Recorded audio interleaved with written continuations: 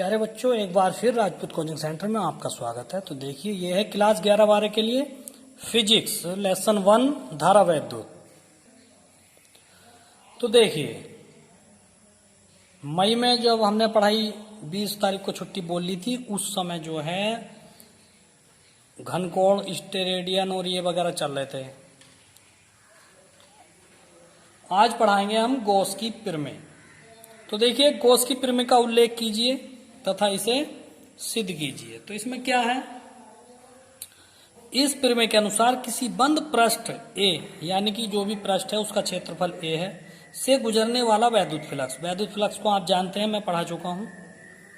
उस पृष्ठ द्वारा घेरे गए कुल आवेश, यानी कि जो जिससे वैद्युत फ्लक्स गुजर रहा है उसके द्वारा कुल आवेश जो घेरा गया है, कुल आवेश का 1/ε0 गुना होता है। समझ गए। अतः वैद्युत फ्लक्स फाई का क्या सूत्र बनेगा, Q का 1/ε0। देखिए, मैं एक बार फिर चिन्ह बना रहा हूं, ε0 का चिन्ह ये होता है, ठीक है, ये वाला। तो इसको देख लीजिए आप। तो फाई बराबर Q/1/ε0। ओके, तो फाई Q/ε0। परंतु आपने अभी पीछे परिभाषा में पढ़ा है, बंद पृष्ठ के लिए क्या होता है, फाई ई, ये समाकलन का चिन्ह होता है और ये बंद पृष्ठ का चिन्ह है, ठीक है। E.dA, ई है वैद्युत क्षेत्र और dA है जो हमने किसी पृष्ठ का छोटा सा टुकड़ा लिया है, छोटा सा अवयव लिया है, उसको dA से प्रदर्शित करते हैं, ठीक है। तो फाई ई बराबर ये भी है, फाई ई बराबर ये भी है, तो ये दोनों बराबर हो गया। तो EdA बराबर Q/ε0, ठीक।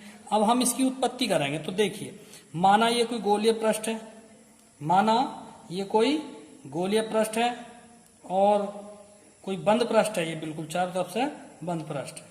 तो किसी बंद पृष्ठ ए के भीतर इसका जो क्षेत्रफल है वो ए है, इसके भीतर किसी बिंदु ओ पर स्थित है कोई आवेश, ठीक है।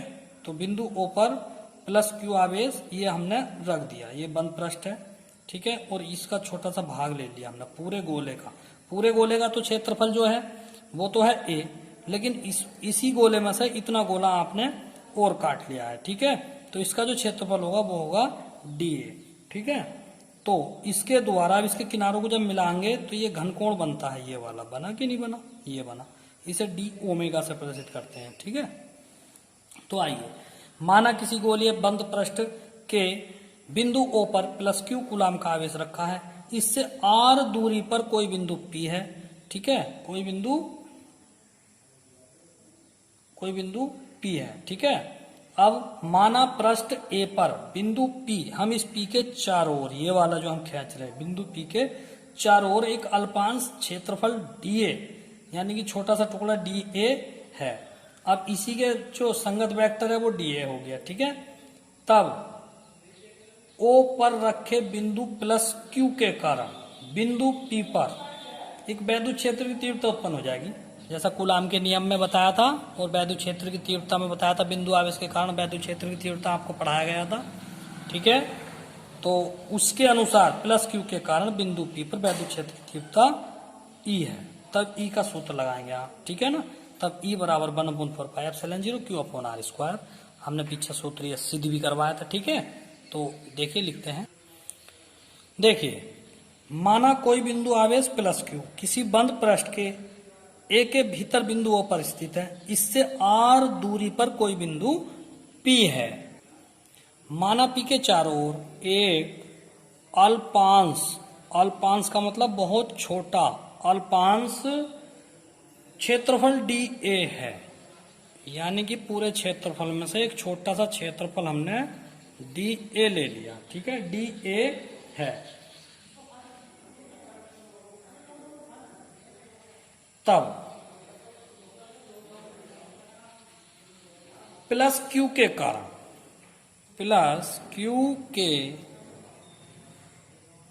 कारण बिंदु P पर वैद्युत क्षेत्र की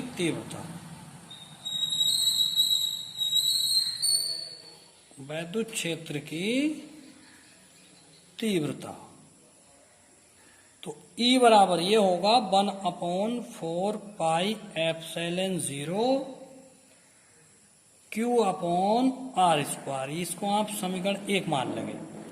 ठीक है, ये उससे है जो वैद्युत क्षेत्रीय तीव्रता हमने सिद्ध जो कराई थी। ठीक है,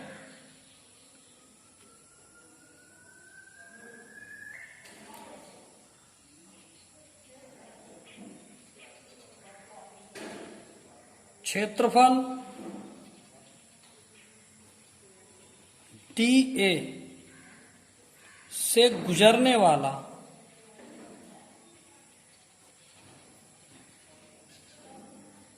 वैद्युत फ्लक्स, देखिए डीए से गुजरने वाला वैद्युत फ्लक्स तो डी फाई ई कहेंगे। अगर वैद्युत फ्लक्स पूरे ए से होता तो फाई ई करते, डी फाई ई करा है तो ई डॉट डी ए, तो इसका जो पूरा सूत्र आता है E D A cos theta. ठीक है,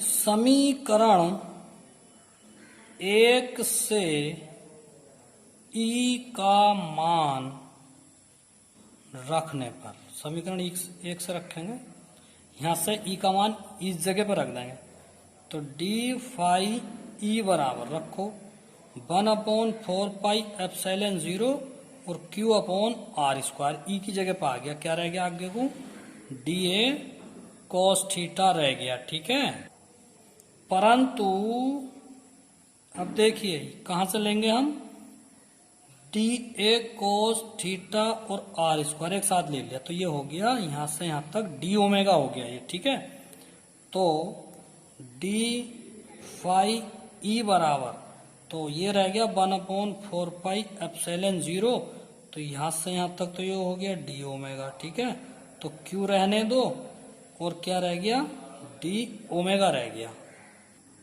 अतः बिंदु क्यू के कारण संपूर्ण पृष्ठ ए से गुजरने वाला वैद्युत फ्लक्स यानी कि पूरा फाई ई, तो जब पूरा करते हैं तो ये हो गया पूरे का समाकलन किसका, डी फाई ई का, तो मान रखेंगे तो ये हो गया Q/4πε0 डी ओमेगा। यहाँ आ जाइए, अब यहाँ से फाई ई बराबर Q/4πε0 कॉमन हो गया, तो ये रह गया डी ओमेगा, तो ये बन गया 4π पूरा, फाई ई बराबर हो गया Q/4πε0 और ये हो गया 4π, तो 4π से 4π कट गया, तो फाई ई बराबर आ गया Q/ε0।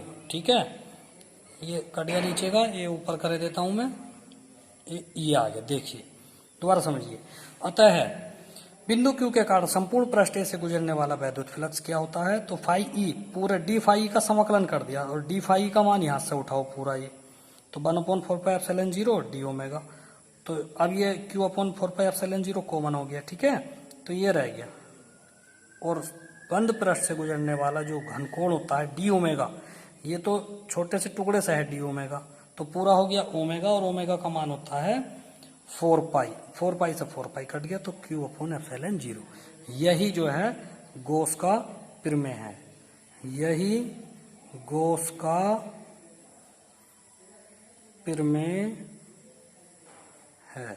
ठीक है, तो आज के लिए इतना काफी है। तो प्यारे बच्चों ध्यान से देखिए, अब वक्त नहीं रहा है, अब अगर आप अब लापरवाही करेंगे तो कभी आपकी जो है ये कमी पूरी नहीं होगी, जो अब अधूरा रहेगा वो अधूरा ही रह जाएगा। इसलिए ध्यान से पढ़ें और सभी बच्चे अपनी कॉपी बनाएं।